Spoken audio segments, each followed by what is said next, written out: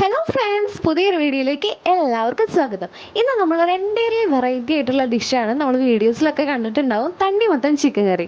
അപ്പോൾ നമുക്ക് ഈ വെറൈറ്റി ഡിഷ് എങ്ങനെ ഉണ്ടാക്കണമെന്ന് നോക്കിയാലോ. അതിന് വേണ്ടിയിട്ട് കുറച്ച് ക്ലീൻ ചെയ്തെടുത്ത ചിക്കനാണ്. അതിലേക്ക് പൊടികൾ ചേർത്ത് കൊടുക്കാം. 1 ടേബിൾ സ്പൂൺ മഞ്ഞൾപ്പൊടി, 1 ടേബിൾ സ്പൂൺ മുളക് പൊടി, 1 ടേബിൾ സ്പൂൺ കാശ്മീരി മുളക് പൊടി, 2 ടേബിൾ സ്പൂൺ മല്ലിപ്പൊടി,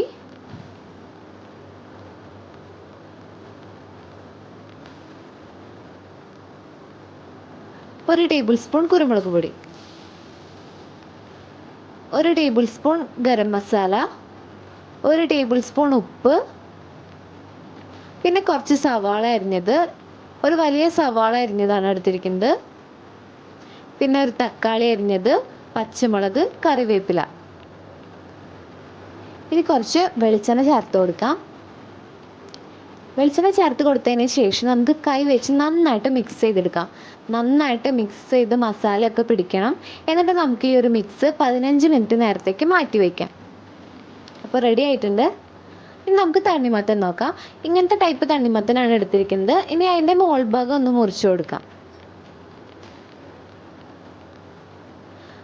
അപ്പോൾ നമ്മൾ ഈ തണ്ണിമത്തനിൽ ചിക്കൻ കറി ഉണ്ടാക്കാൻ പോവുകയാണ്. അപ്പോൾ ഈ തണ്ണിമത്തൻ്റെ ഉള്ളിലെ കാമ്പൊക്കെ നമുക്കൊന്ന് മാറ്റിയെടുക്കാം. കുരുവൊക്കെ നിങ്ങൾക്ക് കളയണമെന്ന് ഇഷ്ടമുണ്ടെങ്കിൽ അങ്ങനെ ചെയ്യാം, കളയണ്ടെന്നുണ്ടെങ്കിൽ അങ്ങനെയും ചെയ്യാം.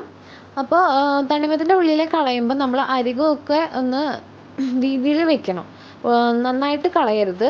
ഉള്ളിലത്തെ ആ ഭാഗം ഇത്രയും കണ്ടോ, ഇതുപോലെ ക്ലീൻ ചെയ്തെടുക്കണം. ഇനി നമുക്ക് കറി തയ്യാറാക്കാൻ വേണ്ടിയിട്ട് ഫ്ലെയിം ഓൺ ചെയ്ത് പാൻ വെച്ച് കൊടുക്കാം. ഇനി നമുക്ക് തണ്ണിമത്തൻ ചേർത്ത് കൊടുക്കാം. തണ്ണിമത്തനിലെ മധുരം നിങ്ങൾക്ക് കൂടുതലാണെന്ന് തോന്നുകയാണെങ്കിൽ അതിൻ്റെ ഹാഫ് പോർഷൻ മാത്രം എടുത്താൽ മതി. ഇവിടെ തണ്ണിമത്തനിൽ മധുരം കുറവാണ്, അതുകൊണ്ട് മുഴുവൻ എടുത്തോന്നുള്ളൂ. ഇനി ഹൈ ഫ്ലെയിമിൽ വെച്ചിട്ട് ഒരു 15 മിനിറ്റ് നേരം നമ്മൾ കുക്ക് ചെയ്തെടുക്കുമ്പോൾ ഈ ഒരു കൺസിസ്റ്റൻസിയിൽ കിട്ടും നമുക്ക്.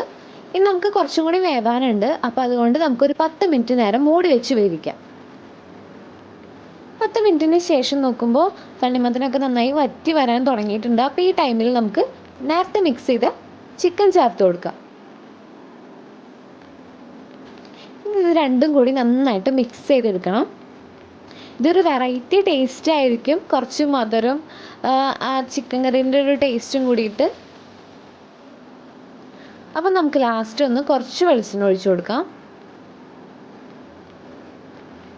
എന്നിട്ടൊരു 10-20 മിനിറ്റ് നേരം നമുക്ക് നന്നായിട്ട് വേവിച്ചെടുക്കാം, മൂടി വെച്ച് വേവിക്കാം.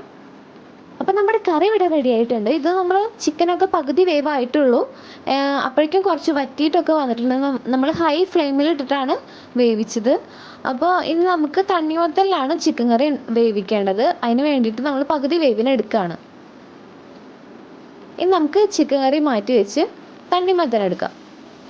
അപ്പോൾ നമുക്ക് തണ്ണിമത്തൻ്റെ ബാക്ക് ഭാഗം ഒന്ന് ഫോയിൽ പേപ്പർ വെച്ചിട്ട് കവർ ചെയ്തിട്ടുണ്ട്. അല്ലാതെയും വെക്കാം, പക്ഷേ ചൂട് കൂടിയിട്ട് പൊട്ടുന്ന വിചാരിച്ചിട്ട് ഒരു സേഫ്റ്റിക്ക് വേണ്ടിയിട്ടാണ് നമ്മളിങ്ങനെ ചെയ്യുന്നത്. അപ്പോൾ നമ്മൾ ഫ്ലെയിം ഓൺ ചെയ്ത് തണ്ണിമത്തൻ വെക്കാം. വെക്കുമ്പോൾ ശ്രദ്ധിക്കണം, വീഴരുത്. ഇനി നമുക്ക് അതിലേക്ക് ചിക്കൻ കറി ചേർത്ത് കൊടുക്കാം.